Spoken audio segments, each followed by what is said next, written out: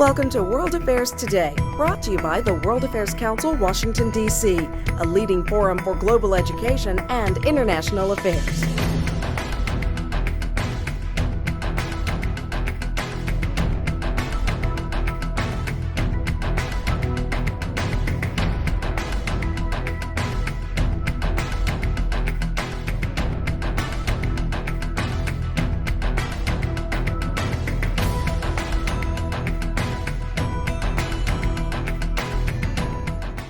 Now and again, you feel very privileged to introduce someone who's not just a writer or an author, but someone who's helping to change our world and make it a better place for this and future generations, such as our guest tonight.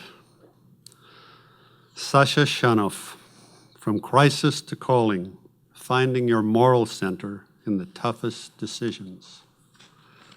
Think about that a little bit, where that moral center is in our country at the moment, with all of what has happened in the United States over the last few months and other parts of the world. My name is Tony Cully Foster. I have the pleasure of being the President and CEO of the World Affairs Council, Washington, D.C. We are an institution that is dedicated to global education, international affairs, global communications, a place where learning happens. So if you've come here tonight with an open mind, and I hope you have, looking for global perspectives, looking for insights into geopolitical situations and humanitarian situations that impact our world, I hope that you'll leave here tonight having asked some questions of our guest and have learned something from the interchange.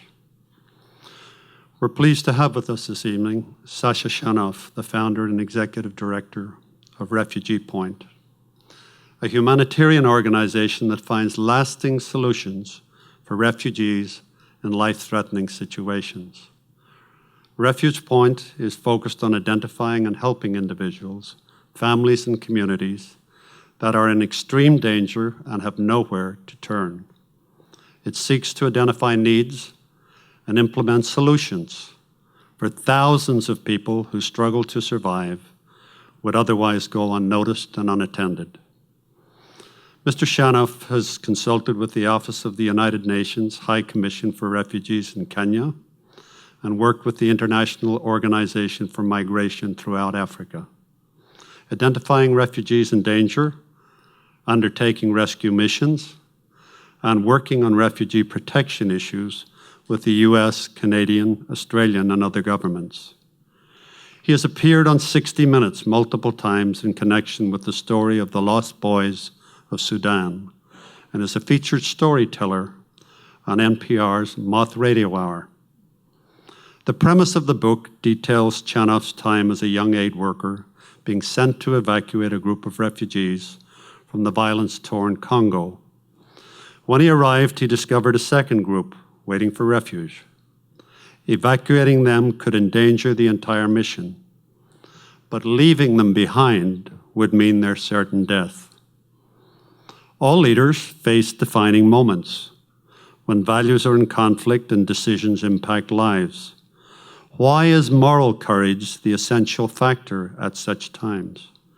How do we access our own rock-bottom values? And how can we take advantage of them to make the best decisions? Through Chanoff's own extraordinary story and the stories of 8 other brave leaders from business, government, non-government organizations, and the military, this book reveals 5 principles for confronting crucial decisions, and it inspires all of us to use our moral code as a lodestar for leadership. Mr. Chanoff holds a BA from Wesleyan University and an MA in Humanitarian Assistance from the Tufts University Fletcher School of Law and Diplomacy and the Friedman School of Nutrition, Science and Policy, a joint degree program implemented through the Tufts Feinstein International Famine Center. Only another 4 pages to go.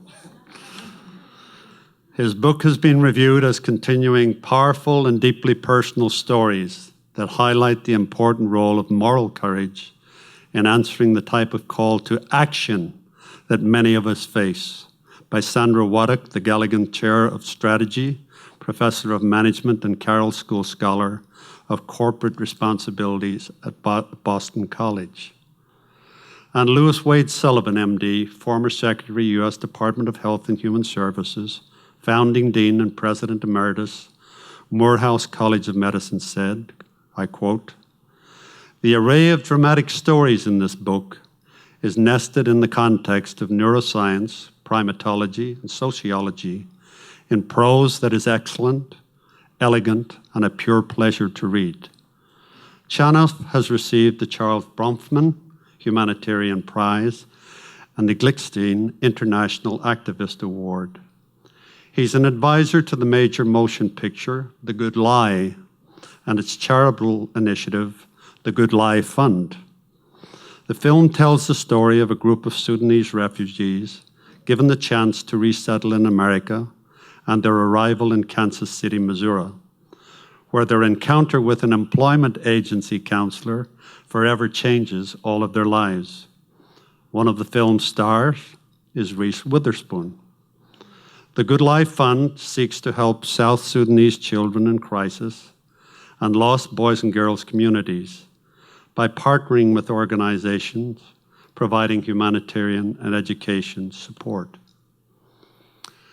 Before I introduce Sasha Chanoff, I just want to say a couple of personal things. Number one, we are indebted to the Ronald Reagan Building International Trade Center for giving us a home away from home. This is the first year that we've held all of our public programs in one central downtown location. And for that, I want to thank two people who are seated appropriately in the front row tonight. And that, if you'd stand, please, and be recognized, okay? Ali and Jen, please stand up, okay?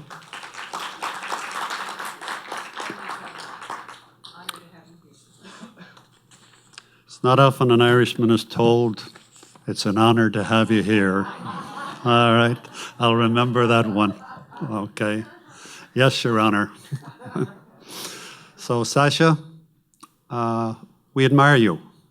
People who are here tonight are here because of what you've written, what you've shared, but most importantly, what you have done. Results are what count. Knowledge is not power. It's only potential power. The challenge for all of us is to take that knowledge and translate it into action to produce results, okay? So with that, ladies and gentlemen, join me in welcoming our guest tonight, Sasha Chanoff.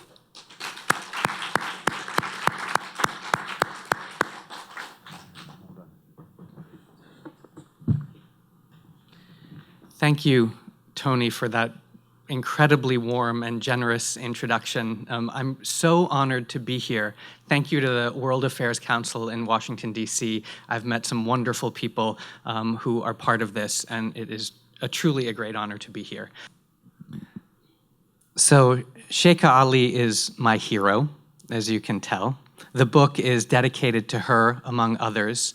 All the proceeds from the book also go to supporting RefugePoint and the work that we do. So please do go out and look for the book. I thought what I would do is just reiterate that story briefly and then go on to tell you what that meant to me and how it impacted my life.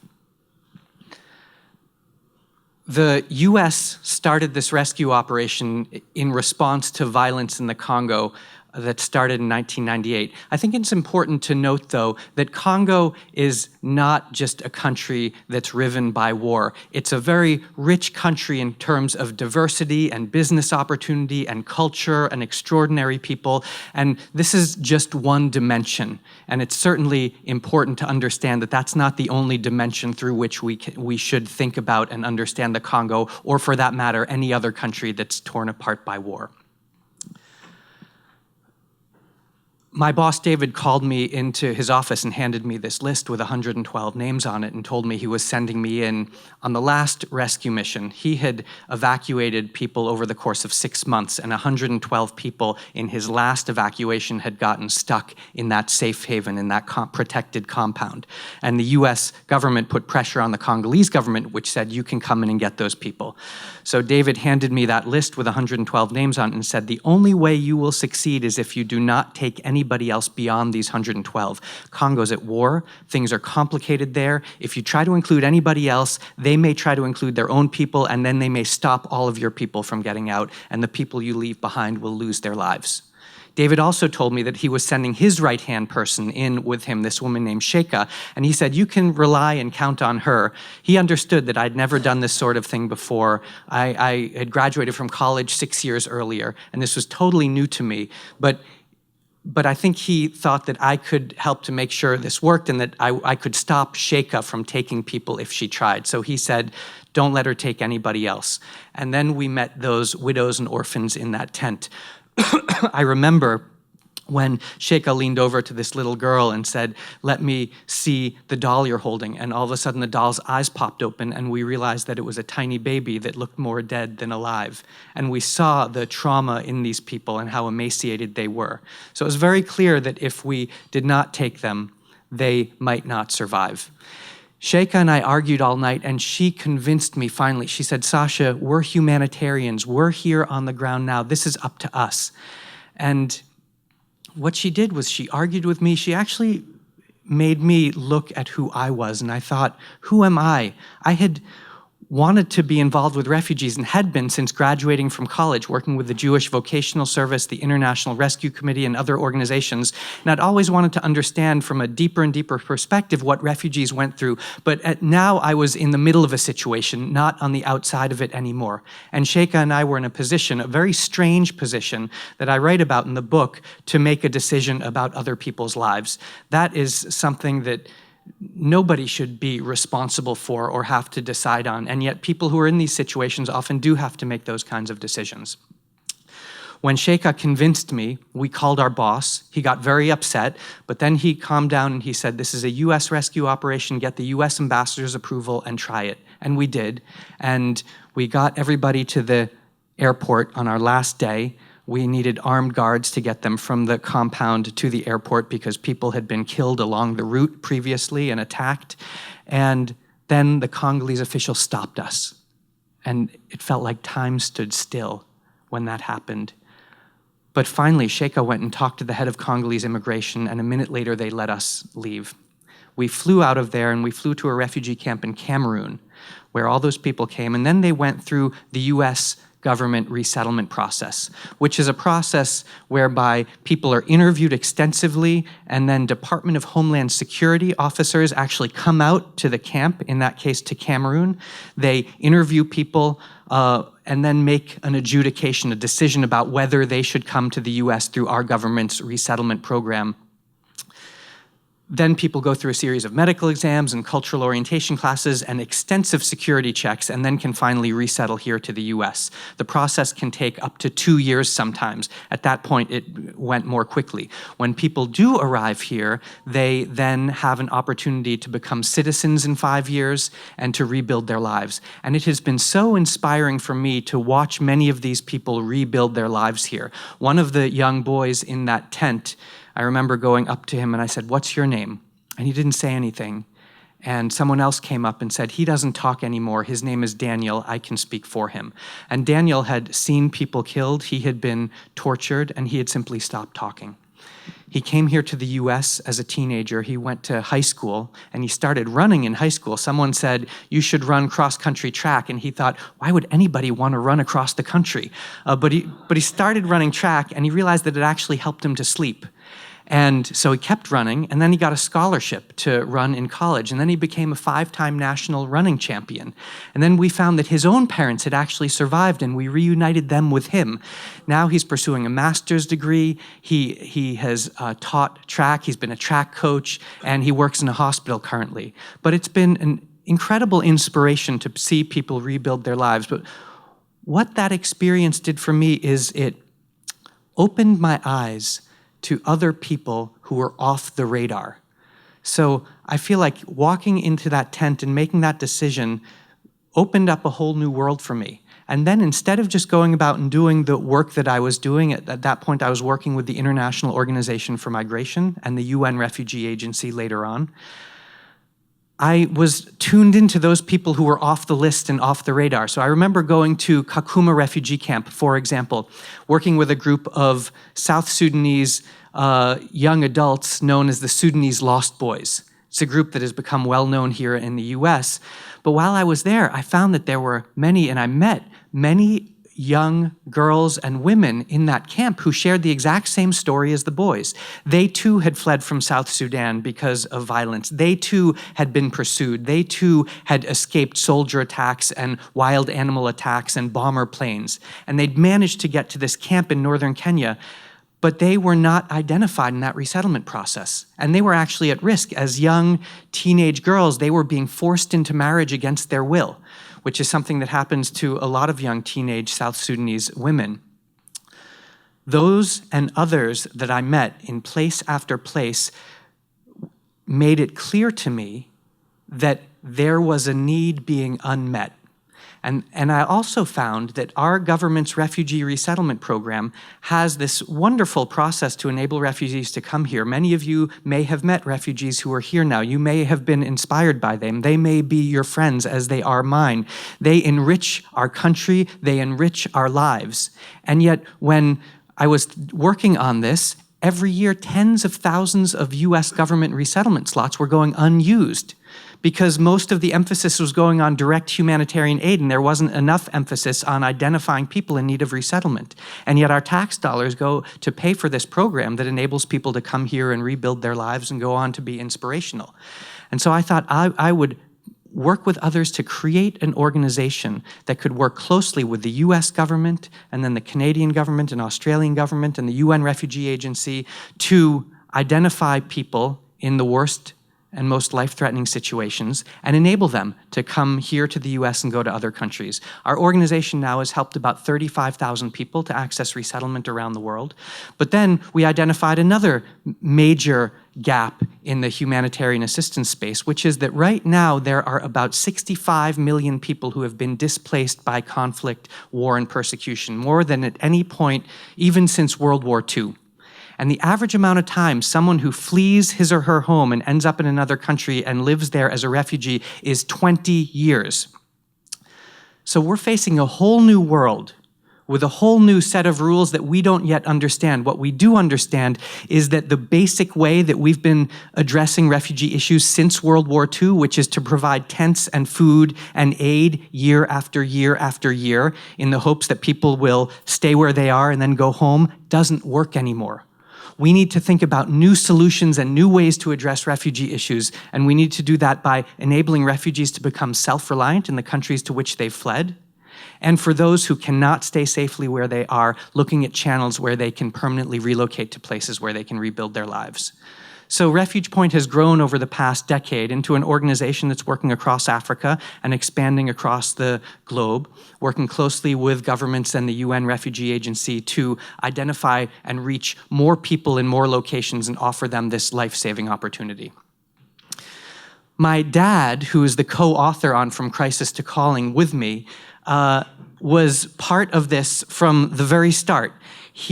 When I was in the Congo, on some of the rescue operations prior to mine, the Congolese government had bugged our room, had tapped phones. They wanted to know what was happening. And so we knew that we were being watched. And when Sheikha and I were arguing that night, we actually turned the television up loudly so that if our room was bugged, we could mask what we were talking about. I also knew that this was not just a new experience for me, it was a new experience for my parents. To have a son in a place of danger. And so I wrote to them emails. My mom is from Finland, and I grew up bilingual, so I wrote emails in Finnish to my parents, telling them a little about what was happening and that I was safe and things were okay. And when I came out of there and started working across Africa and then started RefugePoint, my dad and I started talking about this experience and how it led me to opening my eyes to people who were off the radar, and how it led to starting RefugePoint. And those discussions those discussions led into talking about what moral decision points can mean for other people. And in fact, while my situation was certainly unique, as human beings, at times, we will face decision points that will impact other people's lives, perhaps not as dramatically as the situation that I faced, but in our work, making decisions about perhaps having to let people go, or in our family life, or in other walks of life. We may face decisions, but I think it's very easy for us to keep our heads down in our own life and in our own work. We study, we're raising our families. We might not want to look up and look around at the decision points that are around us or at the issues that challenge us. And yet, if we can do that, we open up possibilities to understand ourselves more deeply.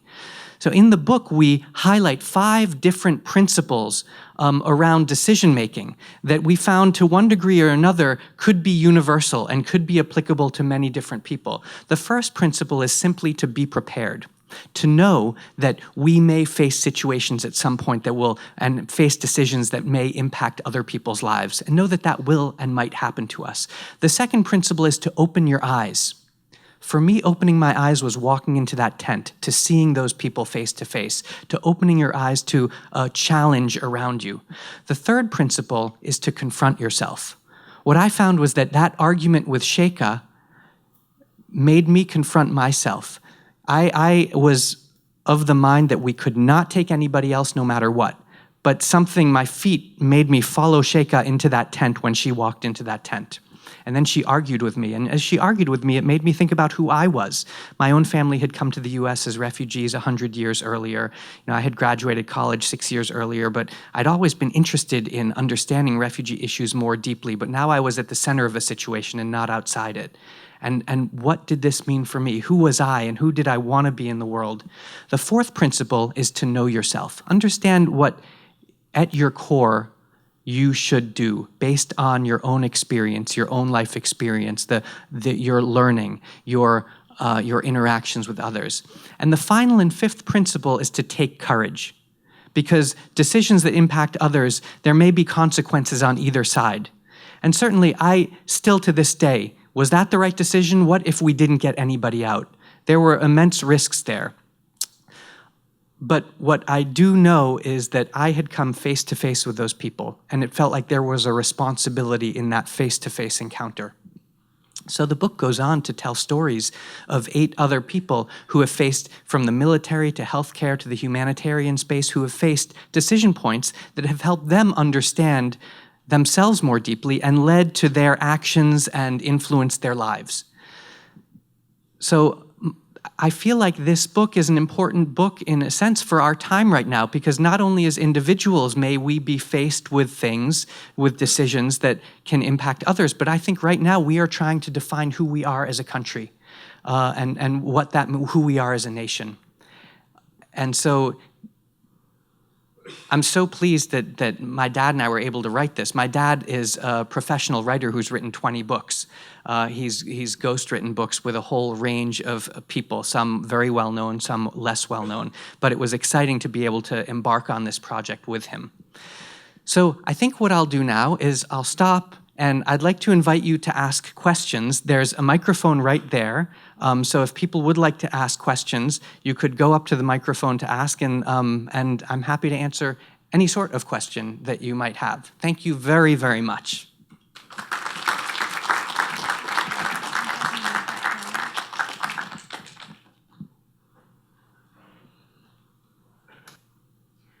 Yeah, I'm sort of concerned. You said they went to Cameroon? Cameroon? Okay. I'm not an expert. As far as I know, Cameroon isn't like in warfare. Why do they have to come to the United States, Australia, and Canada? Why can't they go to a neighboring country that's stable?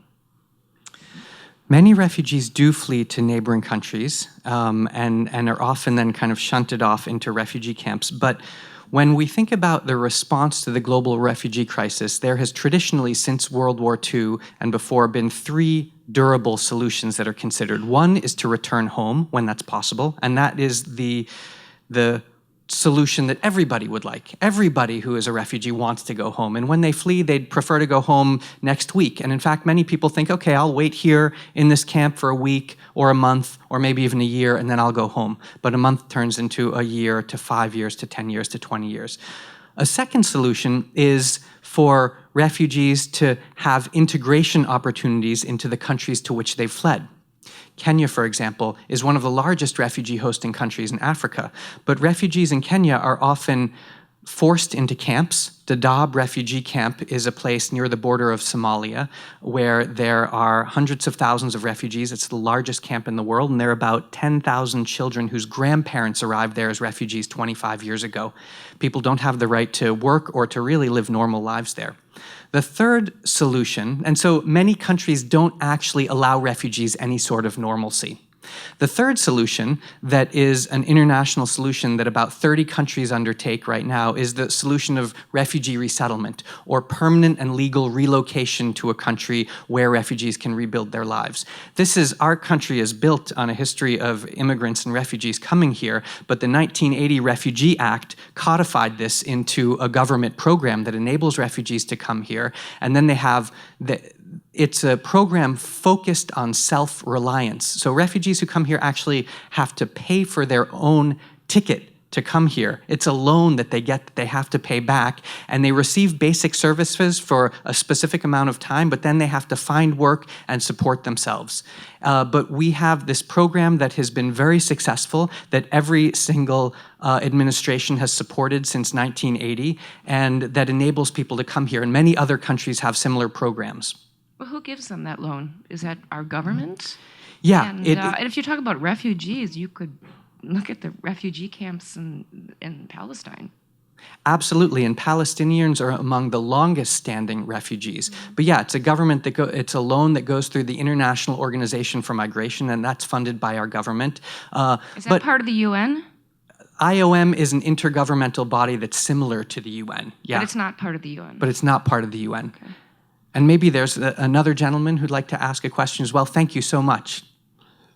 Well, first of all, thank you for the presentation. It was very inspiring. My name is Ryan. I work here at the U.S. Agency for International Development in the Ronald Reagan Building. My question is about the current environment, the political environment in which we live in. You see a lot of news clips about refugees, especially coming from war-torn Syria, and politicians are using these refugees to advance their own political careers through terms of fear, if that's appropriate to say. So my question is, what can we do as individuals to promote refugees in this country and combat this culture of fear that seems to be permeating within our own country? Thank you, Ryan. That is such an important question. And it is really sad where we are in terms of our political rhetoric. There's an organization called Refugee Council USA, which is made up of over 20 agencies that support refugees in various ways, and they track discrimination and xenophobia here. And when we see political rhetoric that maligns refugees and that creates fear, we see that attacks and threats against refugees here go up. The fact is that our government refugee resettlement program, among the 1 million or more of immigrants that come here every year, and the very small percentage of those who come through the refugee program, it is a long, long process where we actually, in a sense, handpick those people who come here. Far less than 1% of the world's refugees will have a chance to resettle to the US, and those people are identified after having lived in camps for some time. I've been working in this my whole professional career, so I know that when you're on the ground, it's not just some random person. The humanitarian staff who are on the ground who are doing this actually go out and meet people, go and visit them again, get to know them, sometimes over the course of years. When it is defined that this person is really at risk where they are and cannot stay safely there, then the UN Refugee Agency and partner organizations such as RefugePoint can write up their case dossier. I wanted to give an explanation that goes into some detail around the resettlement program to highlight how valuable it is, but also the steps in place.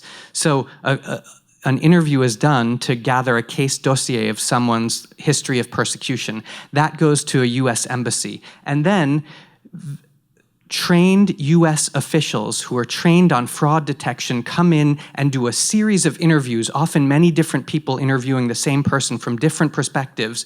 And then a Department of Homeland Security officer comes out and does another interview to adjudicate the case. After that, the people go through a long series of security checks and background checks by multiple agencies and medical exams and other steps before they can finally come here. The people who are coming here have fled violence and persecution. They are the first victims of terror. All they want to do is exactly what you and I want to do, which is to build our lives, to watch our children succeed and grow and have safety and security. And our program and our country has a proud history of doing this. And we've seen our resettlement program goes on to give opportunity to people who have gone through the worst. But there's something about people who've gone through the worst things in the world that I've found that is so inspiring, because when they go on to rebuild their lives and to start speaking about what they've gone through, they influence those around them, they inspire those around them. And in this world right now where we have so much uncertainty and so much terror, and we look at the news and we see so many awful things happening, I find it gives you hope in humanity when you see people who have come through that, who can go on to rebuild and lead normal lives and inspire others. I'm not sure now what your question was or if I answered that. No, that was very helpful. Thank you. Thank you. Appreciate it. Hi, Sasha. Good evening. Good evening. On behalf of all the people that you've worked with, thank you. I know there's been a lot of people, more people than you can count. But I wanted to ask you, how did you become interested in doing this? You said that you had graduated just 6 years before this particular adventure that you documented. Where do you think and who do you think had the most influence on you? And in terms of going in this direction, obviously you made a career choice at some point in your life. And who do you, if you would say, idolize, if anyone, or who do you look up to as influencing you? And how do you feel that you're different in some way from other people who are doing similar type of work? Thanks. I don't feel like I'm different. I feel like I'm lucky to have found what really does feel like a calling. When I graduated, I went to Wesleyan University and graduated in 1994 and started volunteering at the Jewish Vocational Service and the International Rescue Committee with refugees who were coming here to the US, with Bosnians and Somalis and Vietnamese and Iraqis and others. And I was viscerally struck by this idea. I was an employment counselor. I was helping refugees to find jobs, which was funny in a sense because the movie with Reese Witherspoon was about, she was an employment counselor who was helping the refugees, the South Sudanese, to find jobs. But that was my work. And I saw this incredible change in people. When they came here, you could see in their eyes and in how they held themselves the trauma that they had gone through. And it's not easy coming to another country and rebuilding your lives. Refugees don't want to come here. They want to go home. That's what they want to do. But this is an opportunity. And so when people do come here and they start working, there's this incredible transformation where people start standing up straighter. You see that the burden of trauma that has pushed them down starts being alleviated, and they start to engage and they start to rebuild their lives. And I found that playing a small role in helping a woman to rebuild her life was the most important thing that I could do with my own life. And that feeling just grew and grew as I worked here in the US and then had a chance to go to Kenya and be based there and work across the African continent. And I always was drawn to doing things outside of the box, and I always felt that I would perhaps start an organization at some point. And then I saw these very specific and compelling needs and saw that there was an opportunity to start a new organization. It was done in a very different way, I would say, than other organizations, because the majority, I would say almost, not quite exclusively, but the majority of organizations are contractors to the UN Refugee Agency and governments, which give them funds to provide a specific service to refugees. refugees. Our organization, RefugePoint, does not seek out government funds or contracts. We raise private funds to try to do new and innovative approaches to getting refugees to places where they don't have to be refugees anymore, either by enabling them to become self-reliant in the countries to which they fled or permanently relocating them to countries around the world. And we've been able to build this organization on private funds from people in the US, Canada, Australia, Europe, places around the world. But what we do is then we collaborate with other agencies and we teach and train and engage with other agencies and try to forge collaborations. It was interesting. Sorry, now I'm kind of going on, but you sparked a lot of different thoughts. One of the core tenets of this book, I think, is the idea of altruism. The idea that if you can devote yourself selflessly to others, you are connecting with a very deep core element of who you are as a human being. But what I've seen in the humanitarian space and in the nonprofit space in general is that the idea of altruism is corrupted in a sense because there's so much competition for funding.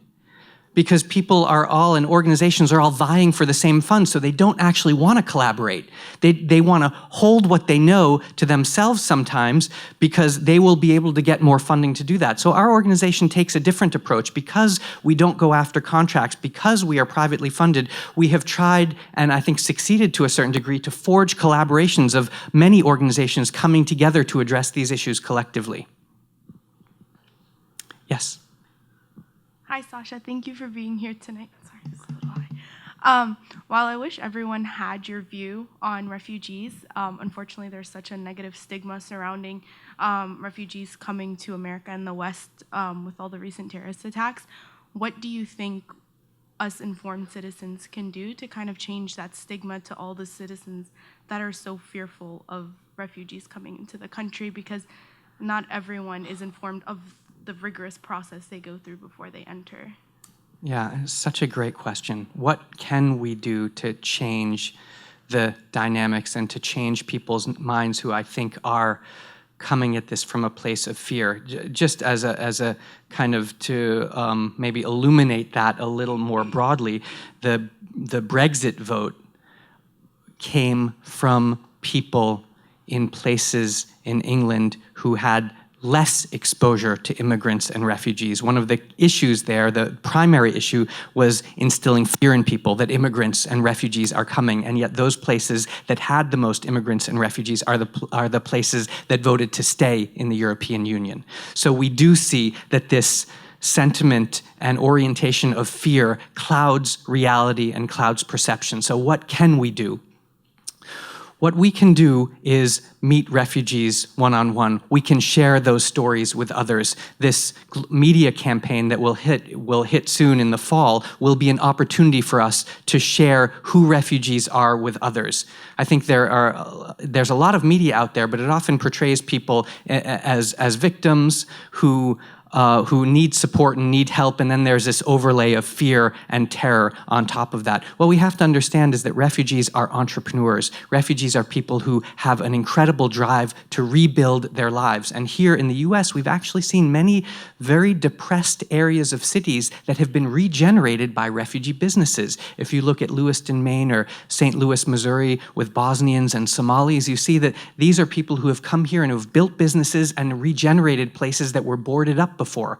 So I think we have to share these stories and not be shy about that. This is a time right now, if we have strong feelings about what's happening, that we must engage. And I think moving forward in the world, sadly and unfortunately, with climate change, the predictions are that there will be many more people forcibly displaced. If you look back historically, you see that in times of drought or famine, conflict more easily comes up. And so we may be facing the tip of the iceberg today, and we have to reorient ourselves around the fact that people who are refugees are entrepreneurs. They have spirit, they have integrity, they're people who want to rebuild their lives, and so many are part of our national understanding now because they're US citizens. So I'm not sure if that's a good answer. There's probably other things we can do, but those are some of my thoughts. Hi, thank you so much for being here. My question has to do with this moment that you talk about of walking in the tent and having your eyes opened, and that being such an important part of your process. And I'm wondering, just kind of in general, how much you think this kind of revelatory moment of having our eyes opened is something that we have agency over, where we put ourselves in that situation, or whether it's more product of circumstances. And then kind of going off of that, how you continue after having had so much success in the field, how do you continue to pursue those moments for yourself of continuing to have your eyes open to different things and circumstances and people, so that you can continue to put yourself in situations that might make you uncomfortable? So we identified that this idea of a crucible situation is something that does occur in people's lives. Do we have agency over such things? I think that we have to be prepared for those types of situations. And if we are prepared for them, if we're not prepared for them, we might not even be aware that they're there. If I hadn't gone into that tent, I wouldn't have had any kind of decision to make, and I'm not sure what would have happened from that. But in talking to other people and writing From Crisis to Calling, I found that other people had taken a step to open their eyes to a problem that they might not have wanted to look at. So I do think that there is some agency in terms of our sense of being prepared and understanding that there are situations around us that might call to us. I think that people can find life-changing pathways, not necessarily only through decision points, but through a confluence of what you learn and what you understand and what you want to do with your life. But certainly this kind of crucible decision point is something that I think can occur and does. In terms of how we continue to challenge ourselves, which I love that question, never had that one before. We have about 70 staff now who are working across Africa and now starting. We had somebody in the Middle East as well and working in other parts of the world too. And our staff continually talk about what they're seeing, and they know that if they highlight specific situations, that as an organization, we have the nimbleness and opportunity to potentially pivot and do something about that. So we have kind of created, I think, a culture of imagination and of identifying and thinking in our agency about what's possible and what we might do. Thank you. I'm thinking of, from your story, of the 112 people who you were originally tasked with rescuing, and you made the decision to rescue the people who you were closest to, possibly at the risk of people who are farther away. So I'm wondering, what is our response? Is our responsibility to those we are proximate with greater than our responsibility to people who are farther away? And from a moral standpoint, and also even as a relatively recent graduate who is considering focusing on international issues or on issues that are right here in my community, what do you believe? Yeah. One person in that compound who wasn't on our list and wasn't on that tent came up to me and grabbed me and pulled me towards him and said, "Sasha, look at my face. I'm a Tutsi. Do you know what's going to happen to me here? They're going to kill me here. You have to take me with you." And we couldn't take everybody in that compound. And that weighed on us terribly. Is our responsibility to the people right in front of us, or is it a more broader responsibility? It's a great question. The philosopher Emmanuel Levinas has this face-on-face philosophy where when you come into contact with somebody, you're morally responsible for that person. And in fact, the sanctuary movement here in the US, which started in the 80s in response to Central American refugees fleeing up into the US, actually was started by staunch conservatives who came face to face with these people and said, even though our government wants to send them home, and even we are face to face with these people, we can't turn away. So I think there's something very human about the want and the need and the urge and the kind of empathetic push to engage with somebody whom you've met. I think that can't be at the expense of people that you don't know. But I think that's a starting place. Some of my heroes, somebody asked about who your mentors are and who my own heroes are. They're people that I've seen in the humanitarian space, like my boss, David Derthik, and many others who've risen up to a level where they're responsible for big programs that impact hundreds of thousands of people, and yet they always have an ear for an individual story as well. So I don't know if that's a great answer. I think it's a really complicated question, but thank you. Hi, my name is James Mokwede, and I want to thank you for the work you do. I want to preface my question with two facts. One of them is recent situations in the 60s when Muhammad Ali said that he didn't want to be drafted because the war was wrong, and it was wrongly prefaced that they would go in there and do the right thing. And recently, George Bush II and Colin Powell, they were making the case to go and invade Iraq. And right now, we're reading it on the newspaper and watching on TV that it was all wrong. I wonder, your father and you would sit down and read a book about those who are responsible for some of the upheavals in these countries. Because even in the Congo, Mobutu Sese Seko in the 70s, 60s, he had villas outside that country in the West. Billions of dollars that were pumping out of the people's sweat and brought to these countries like the United States, Great Britain and what have you. Are you going to write a book to hold those people who are responsible for these upheavals? Thank you.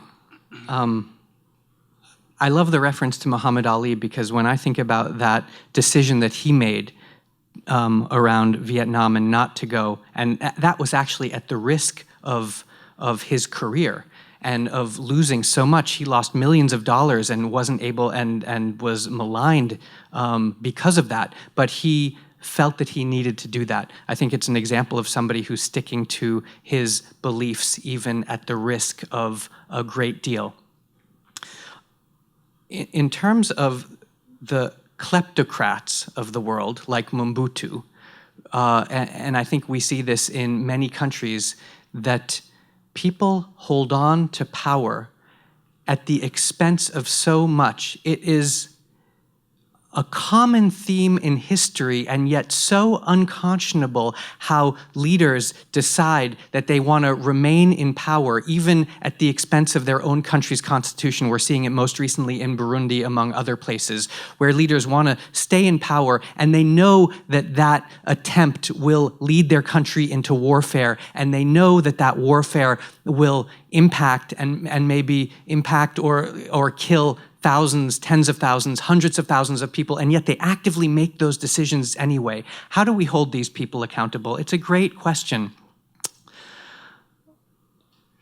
But not individual like him, but maybe powers, the multinational corporations that go into these countries and just keep the people poor and poor, take their iron ore, their coffee to keep Starbucks going and things like that. Yeah. No, I think we have to be aware of these things, and when there are multinational companies that are supporting countries to continue warfare, we have to find ways to address those both as individuals and as societies.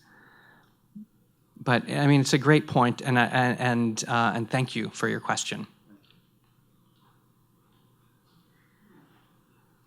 Sasha, thank you very much for your time with us this evening and sharing your expertise on this subject. Please join me in thanking him.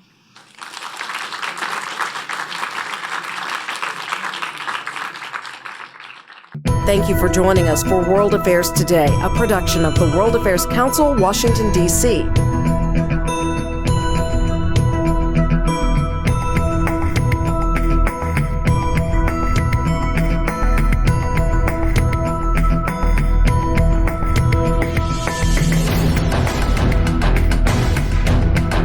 Stay connected with us at www.worldaffairstoday.org.